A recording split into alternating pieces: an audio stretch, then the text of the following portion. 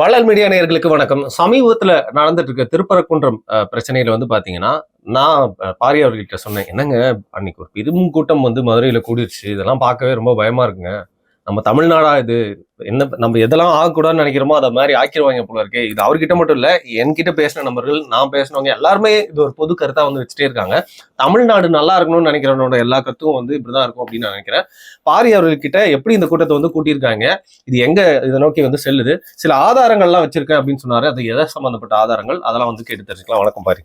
வணக்கம். ஒரு சின்ன பயம் உசியால குத்துனா மாதிரி அந்த அந்த நிகழ்வு பார்த்து உங்களுக்கு நடந்துச்சா? என்னடா இல்ல, அவங்க கூட்டத்தை கூட்டி அது இல்ல, அவங்க நோக்கம் என்னன்னா தமிழ்நாட்டுல ஒரு மதவாத நரேஷனை செட் பண்ணணும். ஹிந்து வெர்சஸ் முஸ்லீம், இல்ல ஹிந்து வெர்சஸ் கிறிஸ்டின்ங்கிற ஒரு உளவியலை தமிழ் மக்களுக்குள்ள கொண்டு வந்துட்டோம் அப்படின்னா, வட இந்தியால நம்ம எப்படி ஜெயிச்சோமோ அதே மாதிரி இங்கே அப்படிங்கிற அந்த ஒரு மைண்ட் செட்டு இது ஆக்சுவலா திமுகவுக்கும் தேவைப்படுது. நான் அதான் திரும்ப திரும்ப சொல்றேன், இந்த பெரிய கூட்டம் கூட விட்டதே திமுக தான். அதை நீங்க நிறைய பேர் கன்சிடர் திமுக நினைச்சிருந்துச்சுன்னா அந்த கூட்டம் கூட விடாமல் தடுத்திருக்க முடியும். அதை பெரிய அளவுல நெருக்கடி கொடுத்திருக்க முடியும். அங்க கூடுறவங்கள ஆரம்பத்துல இருந்தே அப்ரூவ்படுத்திருக்க முடியும். எல்லாமே பண்ணிருக்க முடியும். ஆனா அவங்க நோக்கம் என்னன்னா, இவங்க அப்படி கூடணும், அதை வச்சு ஒரு பெரிய கூட்டம் வரணும், அந்த கூட்டத்தை வச்சு தமிழ்நாடு முழுக்க ஒரு பதட்ட சூழல் வரணும், அந்த பதட்ட சூழலை வச்சு நாங்க தான் சிறுபான்மை மக்களை பாதுகாப்போம்னு நம்ம ஆளுகளை அறிக்கை விடணும்.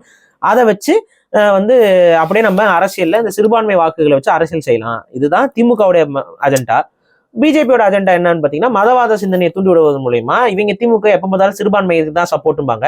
திமுக சிறுபான்மைக்கு தாங்க சப்போர்ட்டா இருக்கும், உங்களுக்கு யாரும் சப்போர்ட்டா வரமாட்டாங்க, அதுல இந்த தமிழ் தேசியவாதிகள்லாம் வரவே மாட்டாங்க, நாங்க தான் வருவோம், முருகனை நாங்க தான் தூக்கி நிப்பாட்ட போறோம்னு சொல்லிட்டு இவனுக்கு உள்ள புகுந்து இவங்களும் ஒரு குரூப் என்ன ஆகுதுன்னு பாத்தீங்கன்னா, நாமெல்லாம் ஹிந்து பாரத் மாதா கி ஜெய் அப்படின்னு சொல்லி ஒரு கூட்டத்தை இழுத்துட்டு போய் அவங்கள நம்ம சொல்லிடுவோம். அப்ப ஆக மொத்தம் என்ன ஆகும், ரெண்டு தமிழருக்கு அல்லாத ரெண்டு அரசியல் கருத்தியலும் தமிழர்கள் தலையில மொளகா அரைக்கிறதுக்கு இந்த ஒரு ஸ்ட்ராட்டஜியை பயன்படுத்திக்க பாக்குறாங்க. எனக்கு ஒண்ணு புரிஞ்சுது. ஹாப்பி ஸ்ட்ரீட் நடத்துனா திமுக, ஆங்கிரி ஸ்ட்ரீட் நடத்துனா அது பிஜேபி. ரெண்டு பேருமே மக்களுக்குள்ள இந்த மாதிரி அதான் பண்ணிட்டு இருக்காங்க. இப்ப இவங்க நோக்கம் என்ன, இந்துக்களுக்கு ஆதரவு அப்படிங்கிற பேர்ல இந்துத்துவ அரசியல், அதுவும் தமிழ் தேசிய அரசியலுக்கு எதிரானது. நாங்கள் இஸ்லாமியர்களுக்கு ஆதரவாக இருக்கிறோம்னு சொல்லிட்டு திராவிட அரசியல் ஒரு குரூப் வரும், அதுவும் தமிழ் தேசிய அரசியலுக்கு எதிரானது. ஆக மொத்தம் தமிழ் தேசிய அரசியலுக்கு எதிராகத்தான் இவங்க வேலையை செய்யறாங்க. அப்ப தமிழர்கள் அதுக்கு உள்ள வரணும் அப்படின்னா, இங்க ஜெய் ஸ்ரீராமுக்கு இந்த பிரச்சனைனாலாம் வரமாட்டாங்க. அப்ப முருகனுக்கு ஒரு பிரச்சனைனா இங்க தமிழர்கள் எப்படி வந்துருவாங்க, அப்ப இந்த ஸ்ட்ராட்டஜி நம்ம வைப்போம் அப்படிங்கறதுக்காக தான் அவங்க இந்த விஷயம் சொல்றாங்க. இன்ஃபேக்ட் நான் என்ன சொல்றேன், முருகனுக்கு ஒரு பிரச்சனைங்கிறதுக்காக தமிழர்கள் அங்க கூடுவதுல எந்த வித மாற்று கருத்தும் எனக்கு இல்லை. ஆனா முருகனுக்கு அங்க பிரச்சனையை உருவாக்குறதே இவனுங்க தாங்கிறதா இங்க பிரச்சனை. புரியுதா? முருகனுக்கு அங்க பிரச்சனையை உருவாக்குறதே இந்த தேவையில்லாத மதவாதிகள் தான். அது இந்து மதத்தவர்களாகவும் இருக்கட்டும், இந்த இஸ்லாமிய மத இந்த மதவாதிகள் தான் இப்ப தேவையில்லாம முருகனுக்கு ஒரு சிக்கலை ஏற்படுத்தி கொண்டிருப்பவர்கள். ஸோ இந்த பார்வையில நம்ம சில விஷயங்களை அன்னைக்கு நம்ம பேசும்போது நம்ம 2 காணொலிகள் பேசியிருப்போம். அதுல காணொலியில நம்ம நம்ம ஸ்டாண்டை கரெக்டா சொல்லியிருப்போம். அதுக்கு அடுத்து இன்னும் மேபி நமக்கான ஆதாரங்கள் கையில கிடைக்கும் போது நம்ம இன்னும் கொஞ்சம் அதை தெளிவுபடுத்தி சொல்லலாம். அரசியலை பத்தி பேசுனீங்க, அதுல இருக்க அரசியலை மட்டும் சொல்லியிருப்போம். இன்னும் மூல ஆதாரங்கள் நமக்கு தேடுறதுக்கு ஆட்கள் இருக்கிறாங்க, அவங்க தேடி வரும்போது நம்ம உங்களுக்கு இன்னும் அதே போல இப்ப நமக்கு இன்னும் கொஞ்சம் எக்ஸ்ட்ரா ஆதாரங்கள் கையில கிடைச்சிருக்கு. அந்த ஆதாரங்களை வச்சு நம்ம பேச போறோம். இது யாரும் எனக்கு தெரிஞ்சு அதுக்கு முன்னாடி பேசல அப்படிதான் தோணுது. ஃபர்ஸ்ட் பேசிக்கா நீங்க புரிஞ்சுக்க வேண்டியது என்ன அப்படின்னா, இப்ப ஹிந்துக்கள் தரப்புல இருந்து இஸ்லாமியர்கள் மீது வைக்கப்பட்ட குற்றம் முதல்ல என்னன்னா, அவங்க என்ன சொன்னாங்கன்னா, இது முருகனுடைய மலை, இந்த முருகனுடைய மலையை இஸ்லாமியர்கள் திருடுவதற்காக இன்னைக்கு அவங்க அந்த மலைக்கு சிக்கந்தர் மலைன்னு பேர் வைக்கணும்னு சொல்றாங்க. கவனிங்க, இன்னைக்கு அதுக்கு சிக்கந்தர் மலைன்னு சொல்றாங்க, புதுசா பேர் வைக்க பாக்குறாங்க. அப்படித்தானே இந்த இஷ்யூ ஸ்டார்ட் ஆச்சு. நம்மளும் அதை கண்டிச்சிருப்போம். சிக்கந்தர் மலைன்னு சொல்றது நம்ம ஏற்கல அப்படின்னு சொல்லி நம்ம அதுவும் கண்டிச்சிருப்போம். அது மாதிரி போஸ்ட் அடிக்கிறதெல்லாம் தவிர்க்கணும் அப்படின்னு நம்ம பேசியிருப்போம். இப்ப இங்கதான் அந்த பிரச்சனை ஸ்டார்ட் ஆகுது. நம்மளது மலையை அவங்க திருட பாக்குறாங்க அப்படின்ட்டு. இப்ப இதுல என்ன அப்படின்னா, நமக்கு மூலச்சான்றுகள்னு எடுத்து பார்க்கும் பொழுது இந்த மலையுடைய பெயர் என்னவா இருக்கணும் அப்படின்னு கேட்டீங்கன்னா, அது திருப்பரங்குன்றம் தான். சரி. ஏன்னா இந்த மண்ணின் மைந்தர்களாக இருக்கக்கூடிய தமிழர்கள் ஆரம்பத்தில் அதற்கு வைத்த பெயர் திருப்பரங்குன்றம்ங்கிறது தான். அது அப்படியேதான். அந்த திருப்பரங்குன்றம்ங்கிற மலை பெயர் கிட்டத்தட்ட 2000 ஆண்டுகளுக்கு முன்பாகவே வைக்கப்பட்டது. அதற்கான ஆதாரம் திருமுருகாற்றுப்படையில நக்கீரர், அந்த நக்கீரர் திருமுருகாற்றுப்படைங்கிறதே 2000 ஆண்டு பழமையானது. கிறுக்குத்தனமா பிற்கால நக்கீரரோட இதை போட்டு குழப்பிக்காதீங்க. திருமுருகாற்றுப்படை எழுதிய நக்கீரர் வேற, நீங்க சொல்ற சில பிற்கால நக்கீரர்கள் வேற. போட்டு குழப்பிக்கிட்டு அதை ஒருத்தர் கமெண்ட் பண்ணியிருந்தாரு போன வீடியோல. நீங்க என்ன 2000 வருஷங்கிறீங்க? திருமுருகாற்றுப்படையை எழுதின நக்கீரனார் அவர் வேற, அவர் இப்ப சங்க காலத்துல வரவர். அவருடைய பாடல்ல மிக தெளிவாக இந்த திருப்பரங்குன்றம் வந்து முருகனுக்கான முதற் படை வீடுன்னு சொல்லி அவர் அதை குறிப்பிட்டிருக்கிறார். ஒவ்வொரு படை வீடுகளை பத்தி சொல்லும்போது திருப்பரங்குன்றத்தை முதன்மைப்படுத்தி அது முதன்மையான படை வீடுன்னு அவர் சொல்லிட்டு போறாரு. சரி.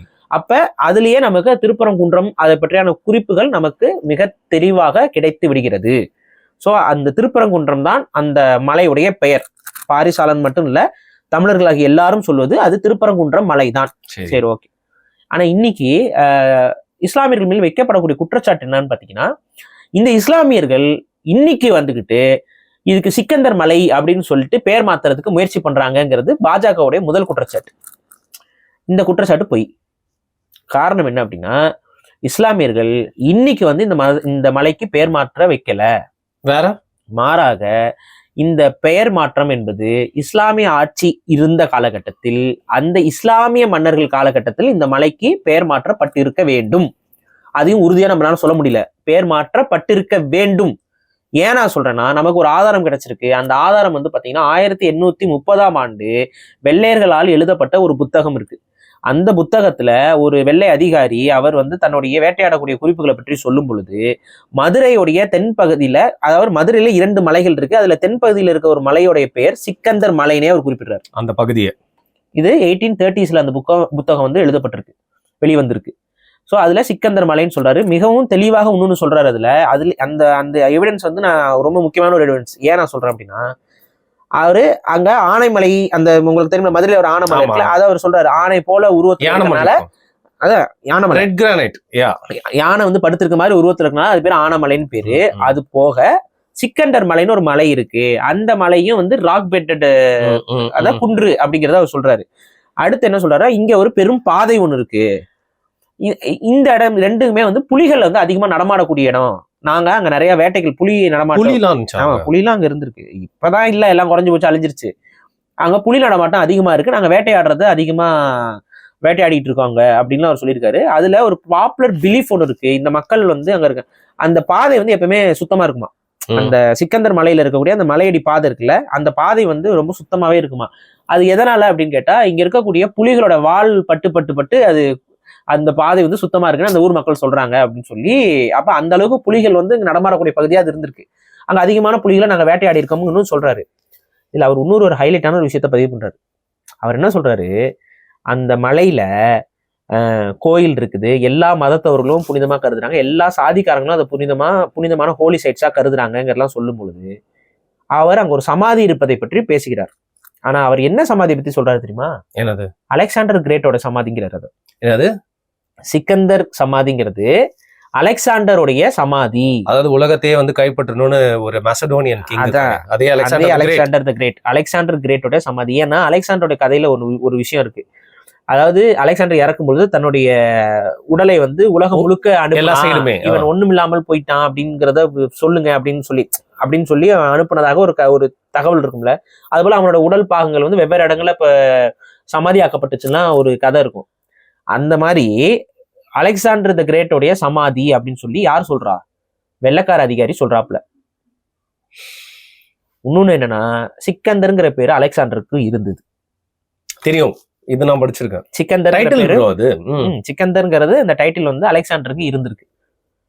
சோ அந்த அலெக்சாண்டருக்கு இருந்த அந்த டைட்டில் ஒரே டைட்டில்ங்கிறதுனால மேபி இந்த கன்ஃபியூஷன் ஏற்பட்டிருக்கலாம். ஆனா வெள்ளைக்கார அதிகாரி கண்டிப்பா ஒரு புலி வால் பட்டு அந்த மலைகள்லாம் வந்து சுத்தமாக இருக்குங்கிறதுனா அது நேட்டிவ் மக்கள் கிட்ட அவன் கலந்து பேசாம இந்த வார்த்தைகள்லாம் வராது. அவங்க ரிசர்ச் பண்ணிருக்காப்ல. அவர் அங்க நடக்கிற விஷயங்கள். அப்புறம் ஆனைமலைங்க பத்தி அந்த ஆள் சொல்லும் பொழுது ஆணை போன்ற உருவத்துல அது படுத்திருக்கிற யானை மாதிரி இருக்கனால அது ஆனைமலைன்னு சொல்றாங்க அப்படின்னு அதெல்லாமே கரெக்டா இருக்கு. அப்ப அவர் இதுல சொல்லும் பொழுது அந்த பகுதியில் இருந்த மக்கள் அப்ப வந்து அது அலெக்சாண்டர் கிரேட் அப்படிங்கிறவருடைய சமாதி அப்படிங்கிறது அவங்களுக்கு ஏதோ புரிதல்ல இருந்திருக்கு. சரியா? இது வந்து 1830ஸ்ல வந்த புத்தகத்துல ஒரு பிரிட்டிஷ் அதிகாரி சொல்லியிருக்காரு. இப்ப இந்த விஷயத்துல இருந்து நம்ம தெரிஞ்சுக்க வேண்டியது என்ன அப்படின்னா, இந்த சமாதி என்பது இன்னைக்கு நேத்து வச்சதல்ல. 1830களுக்கு போதே அந்த சமாதி அங்க ஒண்ணு இருந்திருக்கு. சோ இந்த தர்கா என்பது அந்த இருந்த சமாதிக்கு மேல கட்டப்பட்டிருக்கே ஒழிய இல்ல வேற மாதிரி இல்ல. அது வந்து இப்ப புதுசா இப்ப வந்து அவங்க கட்டிக்கிட்டு எல்லாம் பண்ணலங்கிறது நமக்கு தெளிவா தெரியுது. இது முன்னாடி, அதாவது பிரிட்டிஷ்காரன் உள்ள இருக்கிற காலகட்டத்திலேயே அந்த சமாதி என்பது அங்க இருந்திருக்குங்கிறதுக்கு இது ஒரு எவிடன்ஸ். சரி, அந்த காலகட்டத்தில் இந்த மலை சிக்கந்தர் மலை என்று பெயரால் அழைக்கப்பட்டு கொண்டிருந்ததுங்கிறதுக்கு இது ஒரு எவிடன்ஸ். இப்ப இதனால வந்து இதுக்கு சிக்கந்தர் மலைன்னு பேர் வச்சிருமானா வைக்க கூடாது. புரியுதா? ஏன் அப்படின்னா இடைக்காலகட்டத்துல இஸ்லாமிய ஆட்சியின் காலகட்டத்துல அவங்க அந்த மலைக்கு பேரை மாற்றி இருக்கிறாங்க. திருப்பரங்குன்றம் தான் மலை பேரு. அந்த மலைக்கு டாமினண்டா அவங்க டாமினண்டா இருக்கும் பொழுது அந்த மலையுடைய பேரை, அந்த குன்றுடைய பேரை அவங்க வந்து சிக்கந்தர் மலைன்னு சொல்லி மாத்திருக்காங்க. ஏன்னா அங்க சிக்கந்தர்ங்கிற ஒருத்தருடைய சமாதி இருக்கிறதுனால சிக்கந்தர் மலைன்னு சொல்லி அவங்க மாத்திருக்கிறாங்க. இப்ப இன்னைக்கே ஒரு பெரிய கன்ஃபியூஷன். ஒண்ணு வந்து என்னன்னா, இஸ்லாமிய அரசர் கடைசியாக இருந்த இஸ்லாமிய அரசர் சிக்கந்தர் ஷா, அவருடைய சமாதி தான் அது அப்படின்னு சொல்லி ஒரு தரப்பு. இன்னொரு தரப்பு என்ன சொல்லுதுன்னா, அவரோட சமாதி கிடையாது, அவருக்கு முன்னாடி 100 வருஷத்துக்கு முன்னாடி வந்த சிக்கந்தர்னு சொல்லி அரபு நாட்டிலிருந்து வந்த ஒரு தூதுவர், அதாவது வந்து ஒரு அந்த ப்ராஃபட்ல எப்படின்னா அந்த மத போதகர் ஒருத்தர், ஒரு மத போதகர் அரபு நாட்டுல இருந்து வந்திருக்காரு. அவர் பேர் சிக்கந்தர், அவருடைய சமாதின்னு சொல்லி இன்னொரு தரப்பு. எந்த தரப்பு? முஸ்லீம் தரப்பு. ஒரு தரப்பு என்ன சொல்றாங்க, அது வந்து அந்த அரசனுடைய சமாதிங்கிறாங்க. இன்னொரு தரப்பு என்ன சொல்றாங்க, அது வந்து ஒரு வெளியில இருந்து வந்து ஒரு மத போதகரோட. அப்ப இதுல இருந்து என்ன தெரியுது? அப்புறம் வெள்ளக்காரன் காலகட்டத்துல என்ன புரிதல் இருந்திருக்காங்க, அலெக்சாண்டர் இருந்தது. அப்ப இதுல இருந்து என்ன தெரியுது, அங்க இருக்கக்கூடிய சமாதி யாரோடையது? யாருன்னே தெரியல. இந்த 3 பேர்ல யாரோட வேணா இருக்கலாம், இல்ல இந்த 3 பேரோட கூட இல்லாமலும் இருக்கலாம். அங்க ஒரு சமாதி இருக்குங்கிறது மட்டும் தான் நமக்கு தெரியுது. அது யாரோட சமாதி என்ன ஏதுன்னு நமக்கு தெரியல. சரி, இந்த விஷயத்த வச்சுக்கோங்க. இப்ப இதுக்கான எவிடன்சஸ் இதெல்லாத்தையும் நான் வந்து காட்டுறேன், அந்த இதுல பாத்துக்கோங்க. இதுதான் அந்த புத்தகம். அந்த புத்தகத்துக்குள்ள அந்த சிக்கந்தர்ங்கிற வார்த்தை எங்க இருக்குன்னு பாருங்க. அது எல்லாமே டேட்டா நான் காட்டுறேன். இப்ப இங்க நீங்க புரிஞ்சுக்கிட்டது என்ன அப்படின்னா, இன்னைக்கு இஸ்லாமியர்கள் வந்து இந்த இடத்துக்கு பேரை மாத்துங்கன்னு அவங்க சொல்லல. மாறா அவங்களுடைய காலகட்டத்துல, அந்த மன்னர்களுடைய காலகட்டத்துல அதற்கு பேர் சிக்கந்தர் மலைன்னு இருந்திருக்குது. அதோடைய நீட்சியா தான் அவங்க இதை போய் பேசுறாங்க. அப்ப இவங்க வந்து இன்னைக்கு வந்து புதுசா ஒரு பிரச்சனையை கிரியேட் பண்ணல. இந்த பிரச்சனை முன்னாடி இருந்தே இருக்குது. இன்னைக்கு இருக்க முஸ்லிம்ஸ் வந்து உட்காந்துட்டு என்ன பண்ணலாம்னு யோசிச்சுட்டு, இல்ல இந்த வக்வாரிய போர்டு வந்த உடனே இது எல்லாத்தையும் வந்து நம்ம எப்படி திருடுறது இப்படிலாம் அவங்க யோசிக்கல. அது முன்னாடியே இந்த குழப்பம், இந்த சண்டை என்பது இங்க இருந்திருக்கு இந்த பேர்ல. இது சரி. இப்ப தமிழக அரசு இதெல்லாம் வருது, இங்க அதிகாரப்பூர்வமாக அந்த மலையுடைய பெயர் என்பது திருப்பரங்குன்ற மலை தான். சரி. ஏன் அப்படின்னா அதுதான் அந்த மலையுடைய பழைய காலத்து பேர். இப்ப ஒரு எடுத்துக்காட்டு சொல்லணும்னா, நமக்கு திராவிடர்களுக்கெல்லாம் புரியுற மாதிரி ஒரு எடுத்துக்காட்டு சொல்லுவோம். டால்மியாபுரம்னு ஒரு ஊர் இருந்துச்சு. அந்த டால்மியாபுரம்ங்கிறதுக்கு அது வந்து இடையில வந்த பெயர், அது நம்ம அடையாளம் கிடையாதுங்கிறதுக்காக அந்த ஊர்க்காரங்கள்லாம் சேர்ந்து போராட்டம் பண்றாங்க. அந்த போராட்டத்துல போய் நம்ம யார் கலந்துக்கிட்டான்னு தெரியும். அந்த இதுல ஒரு பெருமை மிகு பாடலும் ஒண்ணு இருக்கு. கள்ளக்குடி கண்ட கருணாநிதி, அதுக்கு நடுவில் ஏதோ ஒரு வார்த்தை வரும், எனக்கு சரியா தெரியல. கருணாநிதினு ஒரு பாடல் இருக்கும். நான் இந்த பாடலை சொல்லிங்க, இதை ட்ரோல் பண்ணி தாங்க இன்னொரு பாடல் வந்துச்சு. அந்த பாடலை பாடிதான் கேஸ் எல்லாம் வாங்கியிருக்கிறாங்க. அந்த பாடல் நான் சொல்றேன். ஒரே குழப்பம், 2 பாட்டுல எந்த பாட்டு போடுறது கன்ஃபியூஸ் ஆகி விட்டாங்க. சரி விடுங்க.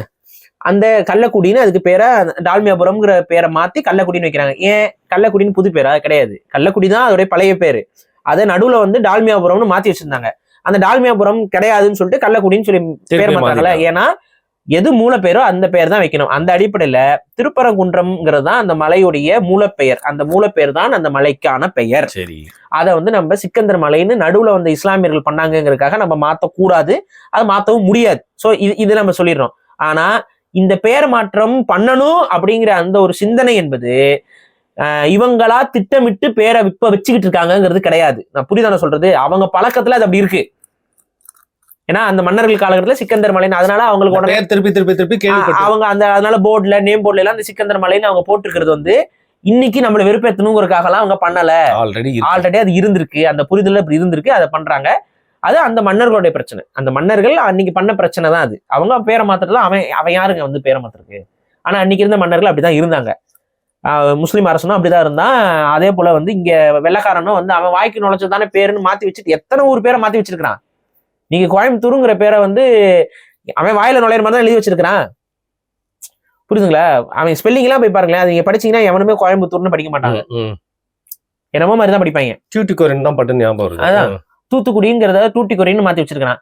அப்ப அவன் வாயில வந்த மாதிரி அவன் என்னத்தையோ எழுதி வச்சார்ல, அது ஒரு என்ன மாதிரி சொல்லுவீங்க, அது ஒரு ஆதிக்கத்தோட வெளிப்பாடு தானே. அந்த மாதிரி ஒரு ஆதிக்க வெளிப்பாடு தான் அன்னைக்கு இருந்து இஸ்லாமிய அரசர்கள் அந்த வேலையை பண்ணியிருக்காங்க. அதை நடுவுல யாரும் மாத்தாம விட்டுருக்காங்க. தமிழக அரசு வந்தோடனே அதை வந்து திருப்பரங்குன்றம்னு மாத்தி வச்சுட்டு போயிடுச்சு, முடிஞ்சு போச்சு. ஸோ இங்க பிரச்சனை அது கிடையாது.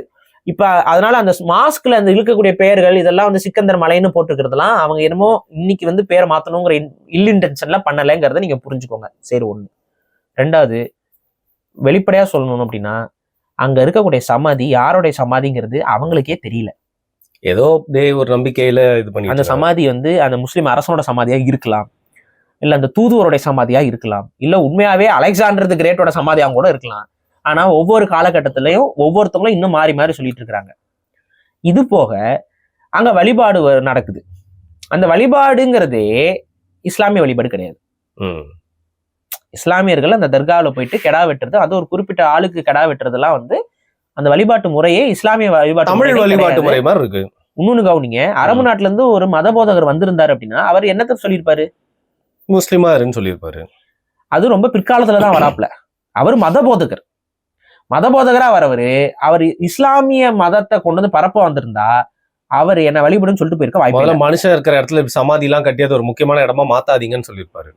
ஏன்னா இஸ்லாத்துல வேற ஒரு மதம் இருக்கக்கூடிய இடத்துல ஃபர்ஸ்ட் சமாதி கட்டக்கூடாது, ரெண்டாவது வந்துட்டு அதை புனிதப்படுத்தக்கூடாது, அந்த இடத்துல வழிபாடு நடக்கக்கூடாது, அந்த இடத்துல படையல் போடக்கூடாது, அந்த இடத்துல கெடா வெட்டு நடக்கக்கூடாது, இதெல்லாமே பண்ணக்கூடாது. இதெல்லாமே முஸ்லிம்ஸ் அங்க பண்றாங்க. ஆனா இது இஸ்லாம் கிடையாது. புரியுதா? இதை நீங்க ஏத்துக்கிட்டு தான் ஆகணும். ஏன்னா உங்க குரானின் அடிப்படையில் நான் சொல்றேன், குரான்ல நீங்க இதை செய்யக்கூடாதுன்னு தான் சொல்லுது. இது ஹராம். அதே மீறி நீங்க பண்றீங்கன்னா அது உங்க விருப்பம், அதை நீங்க பண்ணிக்கோங்க. ஆனா இது ஹராம். இஸ்லாமிய மார்க்கத்தின் அடிப்படையில் இது ஹராம். எந்த இஸ்லாமிய நண்பர்கள் வந்தாலும் இதை நம்ம சொல்லலாம். ஆனா இதை ஒரு நம்பிக்கையா நீங்க பண்றீங்க. ஆனா இது இஸ்லாத்துக்குள்ள வராது. ஸோ இஸ்லாத்துக்குள்ள வராத ஒரு வழிபாட்டு நம்பிக்கையை நம்ம எப்படி இஸ்லாமிய வழிபாட்டு நம்பிக்கைன்னு சொல்ல முடியும்? ப்ராப்பரா அப்படி இருக்குல்ல. ஸோ இது இஸ்லாமிய வழிபாட்டு நம்பிக்கை இல்லை, இட்ஸ் அண்ட் கல்ட் வர்ஷிப்னு சொல்லலாம். இல்லைன்னா இது ஒரு வழிபாடு, இது ஒரு தனித்துவமான வழிபாடுன்னு சொல்லலாம். சரி, ஓகே. அவங்க என்ன வழிபடுறாங்க? கெடா விட்டுறாங்க, கெடா நேர்ந்து விடுறாங்க. கெடா நேர்ந்து விட்டுட்டு கெடா வெட்டினோம்னா அவங்க கேட்டது நடக்குது, சிக்கந்தருக்கு நாங்க நேர்ந்து விடுறோம் அப்படிங்கிறாங்க. ஸோ இதுதான் அவங்களுடைய அந்த ஸ்டேட்மெண்ட்ஸ். சரி, இதை இஸ்லாமியர்கள் மட்டும் பண்றாங்களான்னு ஒரு கேள்வி. கிடையாது.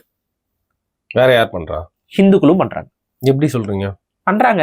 எப்படி சொல்றீங்களா? பண்றாங்க. எவிடன்ஸ் நான் காட்டுறேன் பாருங்க. இப்ப நாங்க காட்ட போறது என்னன்னா, அந்த கெடா வெட்டுறதுக்கு வந்த கூட்டம் இருக்குல்ல, அந்த கூட்டத்துல ஒரு சில பெண்கள் இருக்காங்க. அவங்க எந்த மதத்தை சார்ந்த பெண்கள்ங்கிறத நீங்களே பார்த்து தெரிஞ்சுக்கோங்க. அந்த போட்டோ இருக்கும், அதுல பாருங்க பொட்டும் பூவும் வச்சக்கூடிய பெண்களும் அந்த கூட்டத்தில் இருப்பாங்க. ஸோ அதுக்கு பொருள் என்ன? அந்த கெடா வெட்டுறது அங்க மதங்களுக்கு அப்பாற்பட்டு அந்த ஊர் வழக்கத்துல அங்க பழக்கப்பட்டவங்க, அந்த கெடா வெட்ட பழக்கப்பட்டவங்க போய் வெட்டிட்டு இருந்திருக்காங்க. இதுதான் நடந்திருக்கு. சரி, ஓகே. இவங்க இந்துக்கள். இது ஒரு போட்டோ. இதெல்லாம் வந்து ஆல்ரெடி பிரஸ்ல வெளியான போட்டோஸ் தான். ஸோ நீங்க வந்து வேற என்ன நாங்க வந்து செட்டப் பண்ணி அப்படிலாம் இல்லை, பிரஸ்ல வெளியாகிற போட்டோஸ், நார்மலா அந்த சம்பவம் நடக்கும்போது எடுத்த போட்டோஸ் தான். சரி, ஒரு ஆடியோ இருக்கு.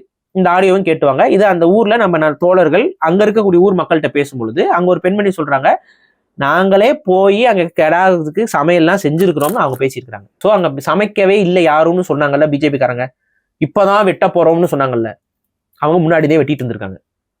அது சரியா தப்பாங்கிறத நம்ம அடுத்து பேசுவோம். ஆனா அவங்க அங்க வெட்டிட்டு இருந்திருக்காங்க.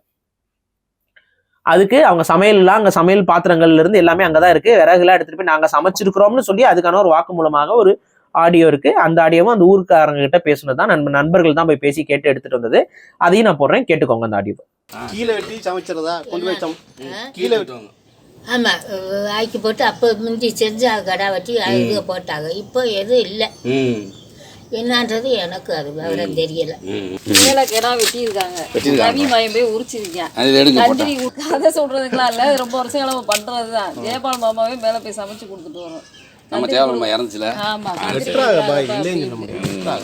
அது வந்து அது ரெண்டுமே தான். கோழியை சேவல் வந்து விட்டுட்டு வந்துடுவாங்க. சில பேர் சமைக்கிறவங்க சமைச்சு சாப்பிடுவாங்க. இது அந்த இதுல இங்க இருக்க முறை இருந்துச்சு. நம்ம அதுக்கு போங்களா வெட்டுறதுக்கு. அது சில பேர் நேர்த்திக்கடனுக்கு போய் செஞ்சிருக்காங்க. இங்க பள்ளிவாசல்ல போயிட்டு. பள்ளிவாசல்ல வேலை நான் இங்க வேற எங்க அதத்தாங்க சொல்றேன். தர்கா தான் சொல்லிட்டு. ஆமா, நானே அது சமையலுக்கு விறகு தூக்கிட்டு போயிருக்கேன். விறகு தூக்கி யாருக்கு? பள்ளிவாசல். யாரு இப்ப தேவாலயம் சமைக்கும் அலக்காரங்க அறுப்பானம்ல. இன்னொரு ஆளை யாரோ சொல்றது. ரவி இருக்கார்ல, பால்கார் ரவி. ஆமா, பையன் பையன் போய் மேல ஆடு விடுச்சு. இப்ப அதை செய்யக்கூடாதுன்றதுதான் இங்க இருக்க ஒரே இதா. யாரு எப்பவுமே வெட்டுறது இல்லைன்னு சொல்றாங்கல்ல, அது இல்லையில. அது அப்பெல்லாம் கிடையாது, வெட்டியிருக்காங்க, கொடுத்துருக்காங்க. அப்ப யாரும் ஒன்றும் அதை பத்தி பேசிக்கிறது. பிரியாணி ஆக்கி நாங்களே அந்த சாப்பாடு செமந்து கொண்டு போய் மேலே கொடுத்துட்டு கொடுத்துருக்காரு. அப்புறம் ஊடால அவர் இறந்தப்பனால அந்த இதை செய்யல. இங்கே மத நல்லெண்ணத்துக்காக 2 ஊருக்காரங்க 2 மதத்துக்காரங்களுமே வந்து சாமி கும்பிட்டு போன இடம் தான் அது. நானே உள்ள போய் சாமி கும்பிட்டு வந்துருக்கேன். தர்காவுக்கு உள்ள வரைக்கும் போயிருக்கேன். சரி, இப்ப இதுல இருந்து என்ன நமக்கு தெரிய வருது? எல்லா மதத்தவர்களும் அந்த சிக்கந்தருடைய நம்பிக்கையின் அடிப்படையில அவங்க வெட்டி, அந்த சிக்கந்தர் யாருன்னு நமக்கு தெரியாது, அன்னோன் பர்சன். ஆனா அந்த அன்னோன் பர்சனை இப்படி நேர்ந்து விட்டுக்கிட்டு வெட்டி இது கெடா வெட்டினோம்னா அவங்க வந்து நமக்கு ஒரு நல்லது நடக்கும் அப்படிங்கிற நம்பிக்கையில கெடா வெட்டி கொண்டு இருந்திருக்கிறார்கள். அதுல பெரும்பான்மையானவர்கள் இஸ்லாமியர்கள். சரி. அதுல ஒரு சில தரப்பு ஹிந்துக்களும் கூட அது ஒரு வழக்கமா பண்ணிட்டு இருந்திருக்காங்க. அப்ப ஹிந்துக்களும் இருக்கிறாங்க, இஸ்லாமியர்களும் இருக்கிறாங்க அந்த கெடா வெட்டுல. இன்னொன்னு, அங்க கெடா வெட்டினதே இல்லைன்னு சொல்லி பாஜக பேசுனது பச்சை பொய். பச்சை பொய். ஏன் அப்படின்னா அங்க கெடா வெட்டுவதற்கான அத்தனை அறிகுறிகளும் அந்த அந்த மலையிலேயே இருக்கு. அறிகுறினா அந்த பலிபீடம் சொல்றீங்களா? அந்த ஆடு வந்து வெட்டி, உங்களுக்கு கெடா வெட்டும் போது என்ன பண்ணுவாங்க தெரியுமா? கழுத்தை வெட்டி இது பண்ணிட்டு தொங்க விடுவாங்க. அந்த தொங்க விடுற கயிறு நான் காட்டுறேன், போட்டோ பாருங்க, அது அங்க இருக்கு. அப்புறம் அதுல கட்டி தான் தோல் உரிப்பாங்க, புரியுதுங்களா? அதுல வந்து கறியை கட்டிட்டு தான் பிடிச்சி தோல் நீங்க பாத்திருக்கீங்களா? கெடா வெட்டிட்டு என்ன பண்ணுவாங்கன்ட்டு தலையில தொங்க அந்த இடமா அப்படியே இருக்குது. அதெல்லாம் இன்னைக்கு நேத்து போய் கட்டினாங்களா? ஸோ அது அங்க ஏன் இருக்கு? அது அங்க இருக்குனாவே அங்க வெட்டிட்டு இருந்திருக்காங்க தானே பொருள். ஸோ வெட்டவே இல்லை, அங்க போய் அந்த மலையில வந்து கெடா வெட்டவே இல்லைன்னு சொல்றது பச்சை பொய். நமக்கு அதுல ஆரம்பத்துல சொல்லியிருப்பேன், தெரியல நமக்கு, அதை விசாரிக்க சொல்லியிருக்கேன்னு சொன்னேன். விசாரிச்சாச்சு, கெடா வெட்டு அங்க நடந்து கொண்டு இருந்திருக்கு. அதுக்கு ஒரு எவிடன்ஸா தான் அவங்க கிட்ட அதை காட்டுறேன். அப்ப இன்னைக்கு புதுசா போய் அவங்க வெட்டல, அவங்க பாரம்பரியமா அங்க அதை வெட்டிட்டு இருக்கிறாங்க. சரி, இது சிக்கந்தர் அப்படிங்கிறது. சரி, ஓகே. இதுல இப்ப என்னுடைய கருத்தை நான் சொல்றேன், இது என்னுடைய கருத்து. இந்த சிக்கந்தர் யாருன்னு கொஞ்சம் யோசிச்சு பார்ப்போமே. சிக்கந்தர் யாருன்னு தெரியாது, யாருன்னு தெரியல, பை டேட்டாஸ் யாருன்னு தெரியல. ஆனா கொஞ்சம் அறிவை பயன்படுத்தினா கண்டுபிடிச்சிடலாம் யாருன்ட்டு. வேற ஒண்ணும் இல்ல. இலங்கையில கதிர்காம கோயில்னு ஒரு கோயில் இருக்கு, முருகன் கோயில். அந்த கோயில் பக்கத்துல ஒரு மாஸ்க் இருக்கு. அந்த மாஸ்க் பேர் என்ன மாஸ்க் தெரியுமா? அல்கதிர். அல்கதிர். கதிர்காம கோயில், அந்த கோயிலுக்கு பக்கத்துல இருக்கக்கூடிய மாஸ்க் பேர் அல்கதிர் மாஸ்க். இன்னொரு சுவாரஸ்யமான விஷயம் என்னன்னு பாத்தீங்கன்னா, அந்த கதிர்காம கோயிலுக்கு விழா எடுப்பாங்க. அதுல சிங்களவர்கள் தான் அதிகமா இருப்பாங்க, சிங்களவர்களும் வருவாங்க, தமிழர்களும் இருப்பாங்க, அதுக்கப்புறம் வந்து அங்க இருக்கக்கூடிய இஸ்லாமிய தமிழர்களும் இருப்பாங்க. இவங்க எல்லாருமே அந்த விழா எடுப்பாங்க. அந்த விழா எடுக்கும் பொழுது ஒரு யானையை வந்து அலங்காரம் பண்ணி கொண்டு வருவாங்க. அந்த அலங்காரம் பண்றது யாருன்னு பாத்தீங்கன்னா அல்கதிர் மாஸ்க்ல அலங்காரம் பண்ணுவாங்க. யானையை வச்சு அந்த யானைக்கு அலங்காரம்லாம் பண்றது வந்து அல்கதிர் மாஸ்க்ல நடக்கும். அல்கதிர் மாஸ்க்ல அந்த யானையை அலங்காரம் பண்ணி அதை கோயிலுக்குள்ள கொண்டு வருவாங்க. அவங்களுக்குள்ள ஒரு வழக்கம். இப்ப இந்த ரெண்டு வழிபாடும் நெருக்கமா இருக்கு. இப்ப சரி, இந்த அல்கதிர் யாரு அப்படின்னு பார்த்தா அரபு நாட்டுல இருக்கிற ஒரு இறை தூதரா அவங்க சொல்றாங்க. அவர் பேரு தான் அல்கதிர். இந்த அல்கதிர் அப்படிங்கிறதுக்கு ஒரு சில உருவங்கள் இருக்கு. அந்த அல்கதிர் எப்படி இருப்பாரு அப்படிங்கிறதுக்கு உருவப்படம் ஒன்று இருக்கு.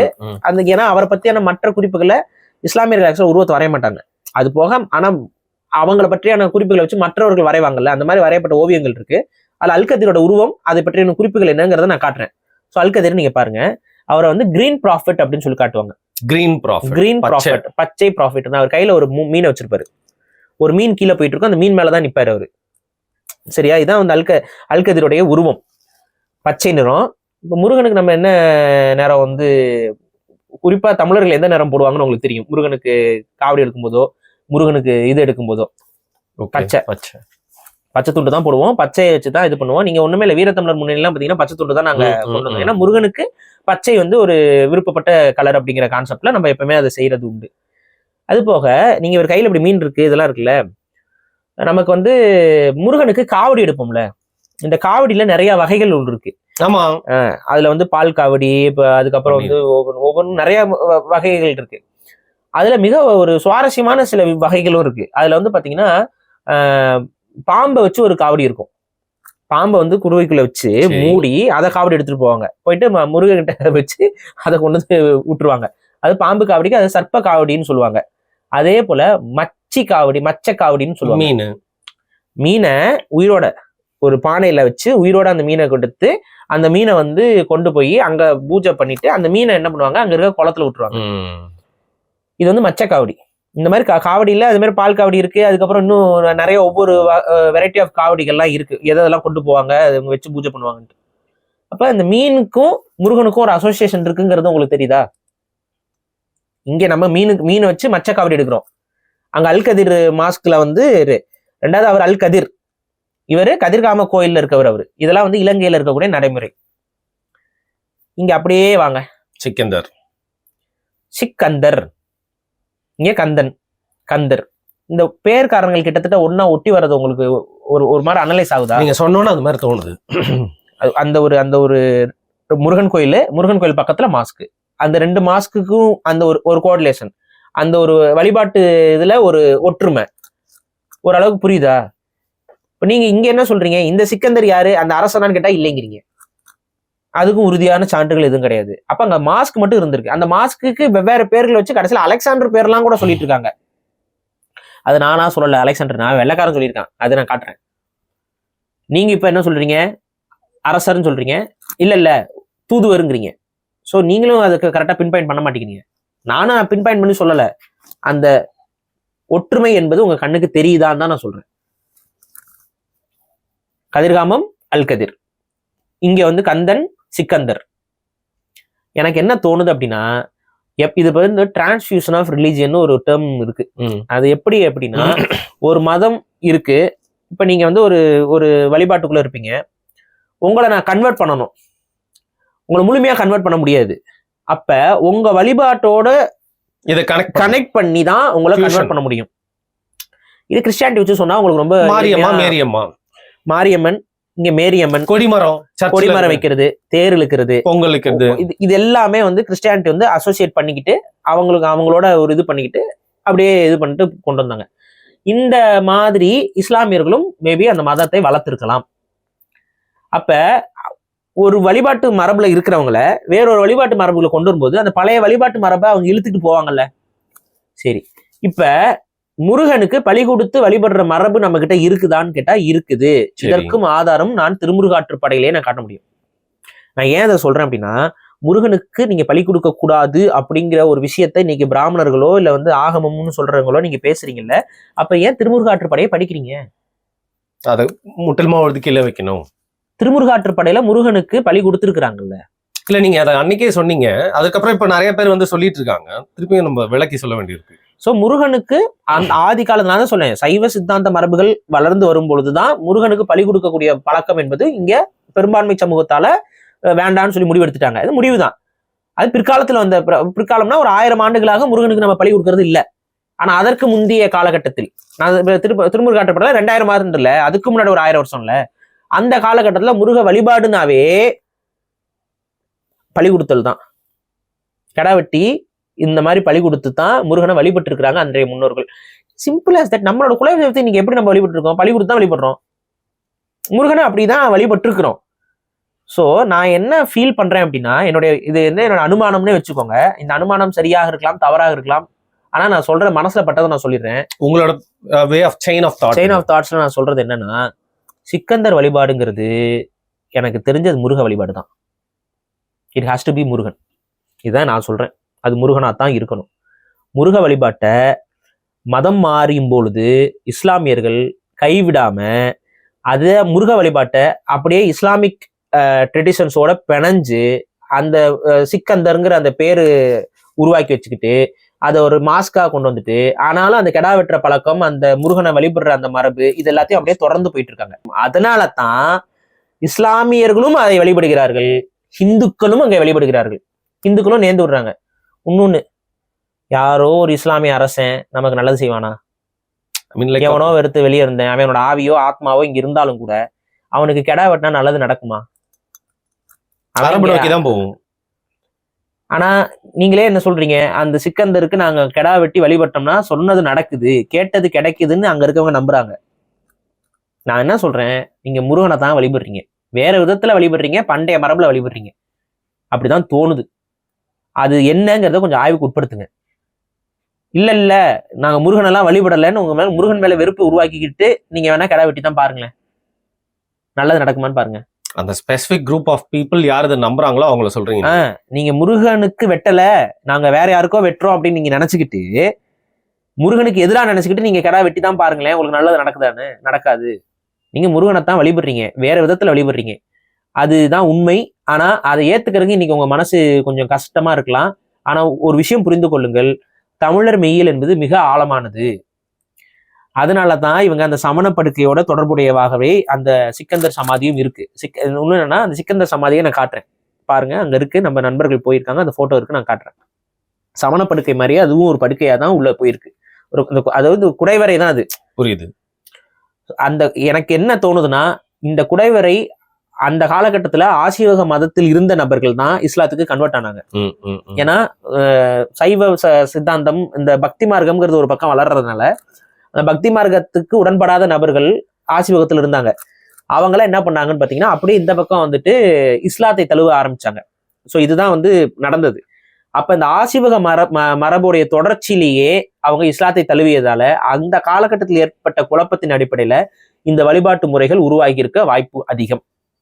அப்படிதான் இந்த வழிபாட்டு முறைகள் அதிகமாயிருக்கு. அதனாலதான் வந்து நீங்க வந்து விபூதி அடிக்கிறதுல இருந்து, இங்க மந்திரிச்சு தாயத்து கொடுக்கறதுல இருந்து, இந்த மாதிரியான விஷயங்கள் எல்லாமே அன்னைக்கு அந்த ஆசீவக மரபு தான். அந்த மரபை தான் இங்க இருக்கக்கூடிய தமிழ் இஸ்லாமியர்கள் ஃபாலோ பண்ணிட்டு இருக்கீங்க. அது அரபு மரபு கிடையாது. விபூதி அடிக்கிறதோ மயில் தொகை வச்சு, மயிலுக்கும் சம்பந்தமே கிடையாது. இதெல்லாமே வந்து இங்க தமிழ் மரபுக்குள்ள இருந்தவர்கள் ஆசீவக சித்தர்கள் கையில இருந்ததுதான் அந்த மயில் தொகை. இதெல்லாமே இதை அப்படியே நீங்க ஃபாலோ பண்ணி அந்த ட்ரெடிஷனோட இஸ்லாத்தையும் போட்டு கலந்து நீங்க உங்களுக்கான ஒரு ட்ரெடிஷனை உருவாக்கிக்கிட்டீங்க. இது தனி இண்டிவிஜுவல். இன்னொன்னு, நீங்க இந்த சிக்கந்தருக்கு நீங்க நேர்ந்து விடுறதும் கெடாக் வெட்டுறதும், இந்த சிக்கந்தர் கடவுள் போல எண்ணி வேண்டிக் கொள்வதும், சிக்கந்தர் கிட்ட கேட்டுக்கிட்டா நடக்கும் நினைக்கிறதுமே உங்களுடைய இஸ்லாமிய மார்க்கத்தின் அடிப்படையில அது ஹராம். ஆனா நீங்க அது இஸ்லாமிய மார்க்கத்துக்குள்ள இருந்து பண்ணல, பண்டைய தமிழருடைய ஆசீவக மரபுக்குள்ள இருந்துகிட்டு தான் அதை நீங்க பண்றீங்க. உங்க வழிபாட்டு முறை, ஆனா இஸ்லாம் அல்லது. அதையும் முழுசா புரிஞ்சுக்கோங்க. அது ஒரு தனித்துவமானது. அந்த தனித்துவத்துக்குள்ளதான் இங்க இருக்கக்கூடிய இந்த மண்ணின் மைந்தர்கள் நீங்கிறது உறுதியாகுது. இது வேற எந்த முஸ்லீமுக்கும் இருக்காது, உங்களுக்கு மட்டும்தான் இருக்கும். அதுக்கு ரீசன் என்ன? அந்த ஆசீவக மரபு, அந்த மரபுடைய தொடர்ச்சியும் தான் இதுக்கான ஒரு எடுத்துக்காட்டு. ஆகவே இங்க நான் திரும்பவும் சொல்றது என்னன்னா, இங்க மதவாத சக்திகள் உங்களுக்குள்ள தேவையில்லாத பிரிவினை ஏற்படுத்தி, முருகனுக்கு கெடா வெட்டுறது சங்க காலத்துல இருந்தே இருக்கு. இங்க இந்த சிக்கந்தர் மலையிலையும் கெடா வெட்டுற பழக்கம்ங்கிறது முன்னாடி இருந்தே இருக்கு. இன்னைக்கு புதுசா அங்க வெட்ட போல. அப்ப இவன் பிரச்சனை பண்றதுக்கு தேவையில்லாம இங்க வந்து வெட்டக்கூடாது, இங்க வெட்டுறாங்கன்னு சொல்லிட்டு பண்றான். இப்ப இதுல என்ன ஒரு எக்ஸ்ட்ரா ஆட் ஆகுதுன்னு பாத்தீங்கன்னா, வக்வாரிய போர்டு வந்து இந்த இடத்த எல்லாத்தையும் அவங்களுக்கானதுன்னு சொல்லி கொண்டு வராங்க. அது சப்போஸ் தமிழ்நாட்டு, அதாவது தமிழர்களுடைய அந்த திருப்பரங்குன்ற கோயிலும் அது சார்ந்த நிலங்களும் சேர்ந்து வக்வாரியத்துக்குள்ள இருந்துச்சுன்னா அது வந்து ஆக்சுவலா சட்டப்படியே செல்லாது. சரி. ஏன்னா வக்வாரியத்துக்குள்ள வேற மதத்துடைய வழிபாட்டு தலங்கள் இருக்க வாய்ப்பே இல்லை. அது என்னங்கிறத அரசாங்கம் உடனடியா தீர்வு கொடுக்கணும். ஆனா இன்னைக்கு வரைக்கும் அரசாங்கம் அதுல வந்து கிளியரா ஒண்ணுமே ஸ்டேட்மெண்ட் கொடுத்த மாதிரி தெரியல. எதுல சொன்னா சண்டை முடியுமோ அதை ஏன் வாயை திறக்க மாட்டேங்கிறீங்க? இப்ப வக்வாரியத்துக்குள்ள இந்த திருப்பரங்குன்றம் மலையும் அந்த கோயிலும் வருகிறதா இல்ல வரலையா? வக்வாரியத்தோட எல்லைகள் எந்தெந்த வரையோட இருக்குது? அந்த சிக்கந்தர் இதோட அந்த பகுதி மட்டுமே இதுல இருக்கா இல்ல ஒட்டுமொத்த மலையும் அவங்க கட்டுப்பாட்டுல இருக்கா? இதுக்கு தமிழக அரசு தானே பதில் கொடுக்க முடியும். எந்த இடத்த சொன்னோம்னா பதில் வருமோ அதை சொல்லாம நாங்க இஸ்லாமியர்களுக்கு ஆதரவா நிப்போம்னு பேசுறது எவ்வளவு பெரிய பேச்சு, தப்பான வாதம் இது. நீங்க சொல்ற மாதிரி ஸ்டார்டிங் சொன்ன மாதிரி ஒரு சைடு. அப்ப நீங்க சண்டையை வந்து வளர்த்து விடணுங்கிற நோக்கத்தோடயே ஆளுங்கட்சியும் இந்த பாஜகவும் செயல்படுதான்னு தோணுதா இல்லையா? நமக்கு நிச்சயமா தோணுது. அப்ப சண்டைக்கு முடிவு இருக்குது கண்ணு முன்னாடி. ஆனா அந்த முடிவை எட்டாம நீங்க வாட்டு போறீங்க. ரெண்டாவது வந்துட்டு கெடா வெட்டுற பழக்கம் முன்னாடியே இருந்துருந்துச்சுன்னா நீங்க என்ன சொல்லுவீங்க? இது கெடா வெட்டுறது ரொம்ப வருஷமா நடந்துகிட்டு இருக்குப்பா, இதுதான் இதேப்பா நீ உள்ள பண்றேன்னு சொல்லிட்டு நீங்க தானே கெடா வெட்டக்கூடாதுன்னு சொல்லி தடுக்கிறீங்க. இங்க எங்க அப்பதான் பிரச்சனை வருது. பிரச்சனை வர்றது இங்க கவர்மெண்ட் சும்மா இல்லாம காவல்துறை வந்து அவங்க கெடா வெட்ட போறாங்க ரொம்ப வருஷமா வெட்டிட்டு இருந்தாங்கன்னா விட்டுற வேண்டியதானே, நீங்க ஏன் போய் தடுத்தீங்க? அப்ப இந்த இடத்துல வந்து மத கலவரத்தை தூண்டுவதற்காக எல்லாரும் சேர்ந்துக்கிட்டு செயல்படுறாங்கன்னு தோணுது. நான் ஒரு விஷயம் தெளிவா சொல்றேன், தமிழர்களே, அதுல இது வந்து இஸ்லாமிய தமிழர்களுக்கும் பொருந்தும், இந்து மதத்தை ஏற்றுக்கக்கூடிய தமிழர்களுக்கும் பொருந்தும். மதவாதத்துக்குள்ள இறங்கி நீங்க சண்டை போட ஆரம்பிச்சிட்டீங்க அப்படின்னா அதுக்கு முடிவு கிடையாது. அதுக்கு முடிவு உங்களுடைய உயிரும் என்னுடைய உயிரும் தான். இதுதான் முடிவு மதவாதத்துக்குள்ள. இதுல யாருக்கும் நன்மை கிடையாது, தூண்டி விடுறவனுக்கு தான் நன்மை. நீங்க செத்து மடிஞ்சுக்கிட்டு இருப்பீங்க, அதை ஒருத்தர் ரத்தத்துல ஒருத்தன் அரசியல் பண்ணிட்டு இருப்பான். இதுக்கு பலியாகி விடாதீர்கள். நம்ம லேண்டுக்கு சம்பந்தமே இல்லாதவங்கலாம் வந்து இந்த சண்டையை மூட்டி விட்டுட்டு இருக்கோம். முருகனை பாதுகாக்கணும்னா, ஆமா, ஒரு கொடுமையில கொடுமை என்னன்னா, ஏண்டா முருகன் தானே நம்மளை பாதுகாக்கணும், நீங்க என்னடா முருகனை பாதுகாப்பீங்க? முருகனை பாதுகாக்க போறாங்களா? எங்க முருகனுக்கு என்ன, இவங்க வந்து எங்களுக்கு முருகனுக்கு பாதுகாப்பு கொடுக்கணுமா? தம்பிகளா, வீரத்துக்கு அடையாளமா இருக்கிறது முருகன்டா. நீங்க என்னமோ வந்து முருகனை இவங்க பாதுகாக்க வராதுன்னு சொல்லிட்டு உட்காந்துட்டு இருக்க. முருகனை பாதுகாக்கிறதுக்கு எங்களுக்கு தெரியும், தமிழர்களுக்கு தெரியும், அந்த வழிபாட்டு முறையினர்களுக்கு தெரியும். ஆனா எங்கெங்கயோ இருந்து கிளம்பி வந்துவிட்டு இங்க நீ என்ன பண்ணிருக்கேன்னா, ஆக்சுவலா என்ன நீ பண்றேன்னா, உண்மையாகவே வழிபாட்டுக்குள்ள இருக்கக்கூடிய முருக வழிபாட்டை நீ மறைமுகமா முருக வழிபாடு தான் அது, அதை நீ தடுத்து விடுற. இப்ப அதான் நடந்துட்டு இருக்கு. இந்த லேண்ட், அதாவது மாற்று மொழி பேசுறவங்க, வேற ஸ்டேட்ல இருந்து செட்டில் ஆனவங்க எல்லாம் நிறைய கூவுறாங்க ப்ரோ இதுல. அதுதான் நான் சொல்றேன், இது வந்து பிளான் பண்ணி ஒரு தப்பான ஒரு பொய்யை வந்து கட்டமைக்க பாக்குறீங்க. கெடா வெட்டிக்கிட்டு இருந்திருக்காங்க, அங்க பலி கொடுத்துட்டு இருந்திருக்காங்க, அந்த இடத்துல போயிருக்காங்க. இதனால எந்த முருகனுக்கு அஃபண்ட் ஆன மாதிரி தெரியல, முருகனுடைய சக்தியோ இதுவோ மாறி விட்டதாக தெரியவில்லை. சரி, அப்படி இருக்கும் பட்சத்துல நீங்க தேவையில்லாம இதை நீ பண்ணக்கூடாதுன்னு சொல்லி ஆரம்பிச்சது யாரு? பாஜக காரங்க ஆரம்பிக்கிறாங்க. அதுக்கு ஒத்து ஊதுனது யாரு? திமுகவுடைய காவல்துறை. இவங்க சொல்றாங்கன்னே அங்க காலகாலமா கெடா வெட்டிட்டு இருக்காங்க, இப்ப என்னடா புதுசா வந்து பண்றீங்கன்னு விரட்டி விட வேண்டியதானே. ஆனா இவங்களை வந்து இப்ப வந்து தடுத்து இப்ப என்ன மீடியால என்ன சொன்னாங்க? புதுசா இவங்க வெட்டுறதுக்கு போறாங்கன்னு சொன்னாங்க. புதுசா வெட்ட போல இவங்க அப்ப பழக்கத்துல இருக்கு. அதை வந்து டப்புன்னு ஒரு அரசியல் பண்றாங்க. சரி, இந்த பக்கம் சரி இஸ்லாமியர்கள் நம்மளை வச்சு அரசியல் பண்றாங்கன்னு உங்களுக்கு தெரியுது, கொஞ்சம் அடக்கி பேச வேண்டாம், கொஞ்சம் நிதானமா செயல்பட வேண்டாம். தலையை விட்டு நான் வந்து நான் ஆளை வெட்டுவேங்கிறது, அதுக்கப்புறம் வந்துட்டு அங்க போயிட்டு நான் உடனே நான்வெஜ் சமைச்சு சாப்பிடுவேன், என்ன நீ பண்ணுவேன்னு இதெல்லாம் ஏன் அந்த வேலையை பண்ணணும்? அப்ப புரியுதா? ரெண்டு தரப்புல இருந்து தூண்டி விடுறதுக்கு ஆள் இருக்குது. இஸ்லாமிய தரப்புலையும் தூண்டி விடுறாங்க. ஆனா பாதிப்பு நாளைக்கு இதுல வந்துச்சுன்னா இஸ்லாமியர்களுக்கு தான் அதிகமா இருக்கும். அது திமுக பிரச்சனை கிடையாது. அவங்க தேவை என்ன, நாங்க போட்டு அவங்க போயிட்டே இருப்பாங்க. நாளைக்கு சண்டைனா உடனே சேர்த்தான் தூக்கி உள்ள போடப்பாங்க. உன மட்டும் அப்படியே நீங்க இஸ்லாமியர் சிறுபான்மை மக்கள், அதனால நீங்க கலவரத்தில் ஈடுபட்டா நான் உங்களை கைது பண்ண மாட்டேன், பாதுகாப்பு தான் முக்கியம் அப்படின்னு 50 வருஷம் உள்ளே இருங்க அப்படின்னு சொல்லி பாதுகாப்பா வச்சுக்கோங்க. அப்படிதான் நடக்கும். அதான் சொல்றேன், இது வந்து தமிழ்நாட்டை வந்து சுடுகாடா மாத்துறதுக்கு இவங்க செயல் திட்டம் போட்டுட்டு இருக்கிறாங்க. தமிழ் தேசியவாதிகள் இந்த சண்டையை நாங்க விரும்ப போறது கிடையாது. நினைச்சா முளையிலேயே கிள்ள முடியும். இது ஒரு பெரிய விஷயமே இல்ல. இன்னொன்னு என்ன கொடுமை அப்படின்னா, இந்த நம்மளுடைய திருப்பரங்குன்ற மலைக்கும் அந்த சிக்கந்தர் அந்த இதுக்குமே டிஸ்டன்ஸ் கொஞ்சம் அதிகங்க. ரொம்ப பக்கம்லாம் கிடையாது, கொஞ்சம் டிஸ்டன்ஸ் அதிகமா தான் இருக்கு. அதனால வந்து இது பக்கத்துல அப்படிங்கிற அந்த தோற்றமோ இல்ல பக்கத்துல கண்ணு முன்னாடி அப்படிலாம் இல்ல. அது கண்ணு கெட்டாத தூரம், அங்கிருந்து கத்துனா கூட எதுவும் கேட்காது. புரியுதுங்களா? இது இந்த மலைக்கு இந்த பக்கம் இருக்குன்னா அது அந்த மலையோட அந்த பக்கம் இருக்கு. மலை சின்ன மலையெல்லாம் கிடையாது, கொஞ்சம் பெரிய குன்று தான் அது. சரி, அது ஒரு சுத்து தள்ளி இருக்குது. ஆனா அதுக்குள்ள இவங்க வந்து இப்ப பாருங்க, கோயிலுக்கு பக்கத்திலே இருக்குங்க, இவங்க கெடா வெட்டுறாங்கன்னா அங்க இருந்து எப்படிங்க ரத்தம்லாம் வரும், எப்படிங்க அப்படி? அது ஒரு வாதம். இது எங்கேயோ இருக்கு, இது எங்கேயோ இருக்கு, அது ஒரு குன்று தான். இத ரொம்ப அப்பட்டமான மத அரசியலை பாஜக இங்க தூண்டி விட்டுருச்சு. திமுக இதுதான் சான்ஸ்ன்னு சொல்லி அந்த மத அரசியலை வந்து ஊதி பெருசாக்குது. இப்ப ஆக மொத்தம் இங்க இறுதியாக நாங்க சொல்றது என்ன அப்படின்னா, தயவு செஞ்சு சண்டை போடணுங்கிற எண்ணத்துல ஒரு விஷயத்த அணுகாதீங்க. அப்படி அணுகுனோம்னா உங்களுக்கு சண்டை போடுற ரீசன்ஸ் கிடைச்சிட்டு தான் இருக்கும். ஒருத்தன் சொல்றான், அவன் ஒன்று சொல்லுவான், இதை ஒன்று சொல்லுவான்ட்டு. ஆனா இங்க சண்டை போடக்கூடாதுங்கிறத எண்ணத்துல மனதில் வச்சு செயல்படுங்க. இன்னொன்று என்னன்னா, இங்க இருக்கக்கூடிய இஸ்லாமியர்கள் இனத்தால் வேறுபட்டவர்கள் அல்ல. அதனால அவங்க மீது வெறுப்பை கக்குவதோ இந்த வன்மத்தை உமிழ்வதோ ரொம்ப தவறான ஒரு நிலைப்பாடு.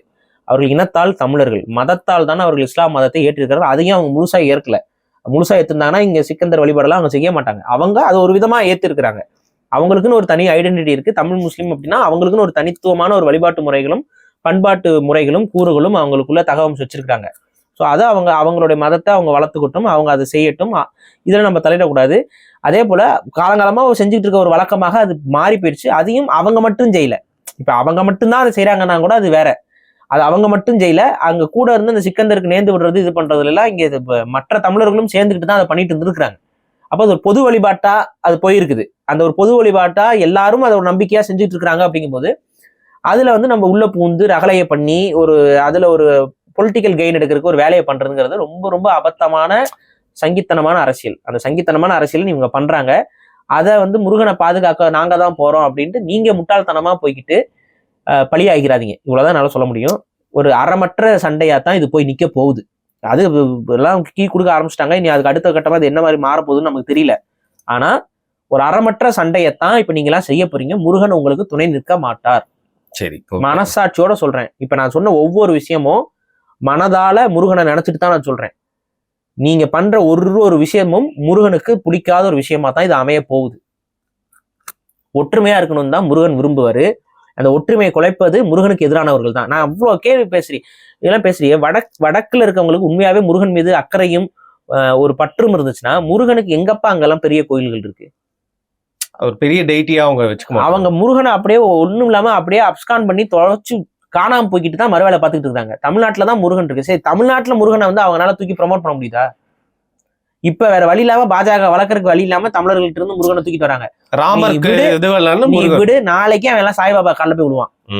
சாய்பாபான்ட்டு போவான். உனக்கு நான் சொல்றேன், முருகனை வழிபடுற நீ சாய்பாபா வழிபட்ட அப்படின்னா உன்னை விட ஒரு முட்டாள் உலகத்துல எவனுமே கிடையாது. உன்னை விட பெரிய முட்டாள் உலகத்துல எவனுமே கிடையாது. ஏன்னா நீ முருகன் கிட்ட சக்தி இல்லைன்னு நினைச்சிட்டு நீ சாய்பாபா கிட்ட போற.